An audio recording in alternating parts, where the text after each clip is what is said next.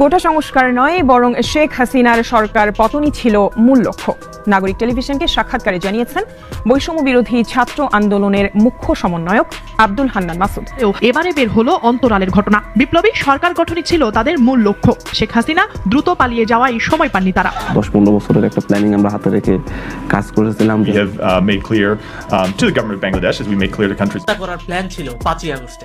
আপনারা যে পালিয়ে যাওয়ার ভিডিওটা দেখেন না, এই পালিয়ে যাওয়ার ভিডিওটা কে ভিডিও করেছে বলেন তো? একটা চেষ্টার মুখোমুখি হন আওয়ামী লীগ সভানেত্রী ও প্রধানমন্ত্রী শেখ হাসিনা। প্রতিবারই ভাগ্যর জোরে তিনি বেঁচে যান। যে কথাগুলো সাবেক প্রধানমন্ত্রী শেখ হাসিনা নিজেই বারবার বলেছেন তখন, যে এটা কোটা বিরোধী আন্দোলন নয়, এটা সন্ত্রাসী আন্দোলন। ডক্টর ইউনূস তিনি যে ফাঁদ পেতেছিলেন, এবার সেই ফাঁদে তিনি নিজেই পড়তে যাচ্ছেন। ডক্টর ইউনূসের আসলে উদ্দেশ্য ছিল শেখ হাসিনাকে সরিয়ে দিয়ে তিনি ক্ষমতায় বসা, আর তিনি সেটাই করছেন। আর ইতিমধ্যেই সেটা ফাঁস হয়ে গেছে। ইউনূস সরকার তিনি এসেছেন সবেমাত্র 100 দিন হয়েছে। সেই 100 দিনের মাথায় যে সমস্ত সমন্বয়করা ছিলেন তারাই এবার আসল তথ্য ফাঁস করতে শুরু করে দিয়েছে। অনেকের মনে কৌতূহল ছিল দীর্ঘদিন যাবত যে 5ই আগস্ট আসলে কি এমন ঘটেছিল। ছাত্র জনতা রাজপথে ছিল, আমরা দেখেছি। শেখ হাসিনার বাসভবনের দিকে মুভমেন্ট করতেছিল। হঠাৎ করেই সেনাপ্রধান বললেন যে তিনি একটা জাতির উদ্দেশ্যে ভাষণ দিবেন। তখনই কিছুটা আশঙ্কা করা হচ্ছিল। তারপর তার ভাষণের টাইমটা 1 ঘন্টা পরে আবারও পিছিয়ে গেল, ওইটার পরে আবারও পিছিয়ে গেল। এর মাঝখানে ফুটেজটা আসলো যে শেখ হাসিনা বাংলাদেশ ছেড়ে চলে গেছেন।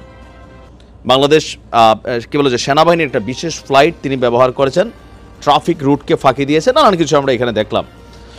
অবশেষে গতকালকে এই বৈষম্য বিরোধী ছাত্র আন্দোলনের অন্যতম একজন সমন্বয়ক, ছাত্র আন্দোলনের মুখ্য সংগঠক আব্দুল হান্নান মাসুদ, তিনি যে তথ্য দিয়েছেন এই মুহূর্তে, এই তথ্যটা বিএনপির জন্য যেমন নেগেটিভ, জামাতের জন্য নেগেটিভ, এমনকি বাকি যারা ছিলেন তাদের জন্য নেগেটিভ। এক ধরনের পোল খুলে দিছে আমাদের রাজনৈতিক দলগুলার। সম্প্রতি আপনার একটি বেসরকারি টেলিভিশনের টক শোতে অংশ নিয়ে 5ই আগস্ট কি হয়েছিল সেটা নিয়ে খোলামেলা বক্তব্য দিয়েছেন হান্নান মাসুদ। বিষয়বস্তু ছিল অন্তর্বর্তী সরকারের 100 দিন। তো মাসুদ বলছেন জাতির কাছে এটি স্পষ্ট হওয়া উচিত গত 5ই আগস্ট কি ঘটেছিল। এইটারও হঠাৎ করে কেন তিনি স্পষ্ট করতে আসলেন। কেউ কেউ বলছেন যে বিএনপিকে এই মুহূর্তে নির্বাচন ইস্যুতে কুপকাত করার জন্যই যেহেতু সমন্বয়করা তারা ছাত্র জনতার সমন্বয়ে একটা রাজনৈতিক দল গঠন করতে যাচ্ছেন, সেই ক্ষেত্রে যে এই বক্তব্যটা এই মুহূর্তে বিএনপিকে একটু বিপাকে ফেলবে, জামাতের কোনো কিছু যাবে আসবে না। মাসুদ বলছেন 5ই আগস্ট সেনানিবাসে ছাত্রদের বাদ দিয়েই সরকার গঠন করতে চেয়েছিল রাজনৈতিক দলগুলোর সব নেতা। মানে শেখ হাসিনা যখন যাবেন বা যাচ্ছেন ওই মুহূর্তে পরিস্থিতি কি হবে, সরকার কিভাবে গঠিত হবে, মানে এখানে তাদেরকে কিন্তু প্রথমে ডাকে নাই। তো তিনি বলছেন যে 5ই আগস্ট আমরা যখন গুলি খাচ্ছিলাম, বাসা থেকে বের হতে পারছিলাম না, চাংখারপুলে একের পর এক লাশ পড়তেছিল, ঢাকা মেডিকেলে যখন লাশের সারি, তখন সেনানিবাসে আমাদের রাজনৈতিক দলগুলোর নেতারা গিয়েছিলেন বৈঠক করতে, অথচ আসিফ মাহমুদ, নাহিদ ইসলাম তারা তখনও গুলির মধ্যে, তাদের খোঁজখবর কেউই নেয়নি। সেখান থেকে বের হয়ে বঙ্গভবনে যে মিটিং হয়েছিল সেখানে 3 জনকে ছাত্র প্রতিনিধি হিসাবে বানিয়ে নিয়ে যাওয়া হয়েছিল। শব্দটা বুঝেন, বানায় নিয়ে গেছিল। আচ্ছা, যারা বৈষম্য বিরোধী ছাত্র আন্দোলনের সমন্বয়কদের কেউই ছিলেন না।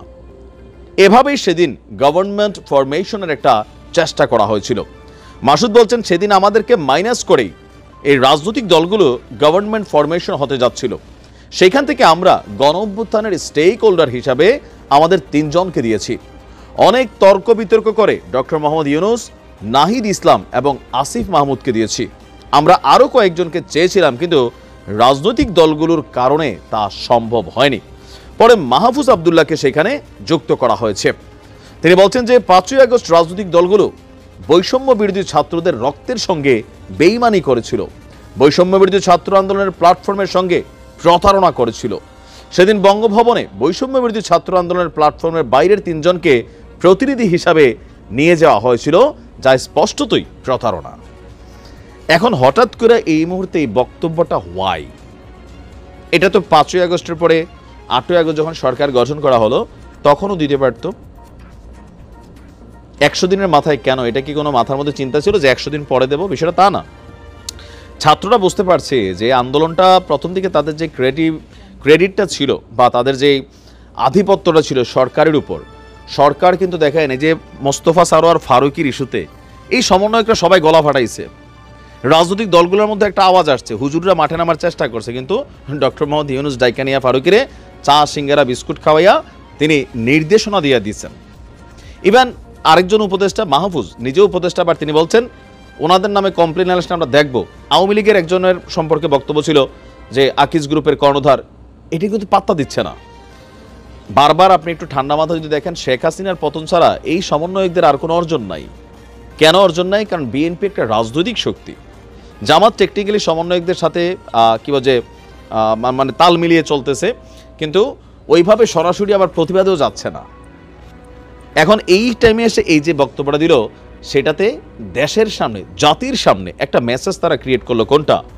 যে এই দলগুলো রাজনৈতিক দল হিসাবে দেখেন কতটা খারাপ। এটাই কিন্তু এখানে একটা মেসেজ ক্রিয়েট হয়েছে যে পোল খুলে দিছে, বাট হোয়াই রাইট নাও। এখন প্রশ্ন হচ্ছে যে এই মুহূর্তে এই তথ্যগুলো দেওয়ায় বিএনপির জনগণের মধ্যে কোনো প্রভাব পড়বে যে দেখো আমাদের দল এরকম করলো, জীবনও পড়বে না। অন্য দলগুলোর মধ্যে পড়বে না। এটাও একটা পলিটিক্যাল একটা মুভমেন্ট ছিল সমন্বয়কদের, আমজনতার মধ্যে এই ভাই পড়বে না। যারা বিএনপিরে পছন্দ করে না এমনিই করে না, আমাদের একটা ট্রেন্ড আছে, যারা আওয়ামী লীগের পছন্দ করে না নাম শুনলে অ্যালার্জি হবে, বিএনপিরও নাম শুনলে অ্যালার্জি হবে। সো এগুলো এই মুহূর্তে এরকম কোনো কিছু কার্যকর ভূমিকা রাখবে না। আর আমজনতার কথা যদি আসি, এদেশে আমজনতা বলতে কোনো শব্দ নেই, ফাগলও দল করে, তাহলে আপনি আমজনতা কোথায় পাবেন? এখন বলতে পারেন যে অভ্যুত্থান ওই যে বললাম, আমরা সম্ভবত কোন ক্লাসে একটা গল্প পড়ছিলাম খেয়াল নাই, সময়ের প্রয়োজনে জহির রায়হানের একটা গল্প নিশ্চয়ই পড়ছিলেন, এটা ছোটবেলায়, যে একটা বাংকারে অনেকজন মুক্তিযোদ্ধা থাকতো, তারা একসাথে যুদ্ধ করতো। তো একদিন তাদের মধ্যে আলোচনা হচ্ছিল যে মানে একজন আরেকজনকে জিজ্ঞেস করতেছে তুমি কেন মুক্তিযুদ্ধে আসছো? তো একজন বলতেছে আমার বাড়ির সাথে 2 বিঘা জমি আছে, জমিদার সে সবসময় এটা দখল করে ফেলছে, আমি এটা নিতে পারি না, সে তার ব্যক্তি প্রয়োজনটা ছিল এই কারণে। আরেকজন আসছে বলতেছে যে আমি এরকম স্বাধীনতা চাই, স্বাধীনতা পাই না, তার একটা পারপাস। তো যিনি জিজ্ঞেস করতেছিলেন, তো তিনি অনেকক্ষণ ভাবতেছিলেন যে আমি কেন আসছি, আবেগে আসছি, বাট হোয়াই আমার মধ্যে আবেগটা কাজ করলো সময়ের প্রয়োজনে। তো এখানে যারাই আসছিল যার যার ব্যক্তি এবং সময়ের প্রয়োজনে, আমজনতা, ঠেলাওয়ালা বললাম না, ওই যে চাঁদা দিতে দিতে বিরক্ত, কেউ সরকারের উপর এমনি বিরক্ত, কেউ পলিটিক্যাল কারণে বিরক্ত, বাট এখন সবাই সবার পথে হাঁটছে। তবে বিষয়গুলা জাতির সামনে যখন আসছে, তখন এক অংশের মানুষ এটাও ভাবে যে আসলে সব কিছুই দিন শেষে ক্ষমতা। সমন্বয়করা ভাবছেন যে এইবার যদি দেশ পরিবর্তন না হয়, তো এই ভাবনাটার মধ্যে আমার কাছে মনে হয় একটা রং স্টেপ হচ্ছে রাজনৈতিক দল তৈরির ঘোষণা। যদি সমন্বয়করা রাজনৈতিক দল তৈরির ঘোষণা না দিয়া সংস্কার ইস্যুতে শক্ত থাকতো, পলিটিক্যাল মুভমেন্ট তারা না করতো, তখন মানুষের কাছে মনে হইতো তাদের উদ্দেশ্যটা খুবই ক্লিয়ার, বাংলাদেশকে পরিচ্ছন্ন করা। বাট যখন আপনি একটা পলিটিক্যাল দল তৈরির ঘোষণা করবেন, তখন আবার আপনি অন্য একটা দলের দোষ ধরবেন, তখন মনে হবে আপনার উদ্দেশ্য আপনি তো ক্ষমতায় যাবেন। এরকম কিন্তু কিছুটা মিক্সিং, আবার পলিটিক্যালি তো বোঝেনি বাংলাদেশের অবস্থা। তো যাই হোক, দেখা যাক প্রভাব কি ঘটে। ভালো থাকবেন।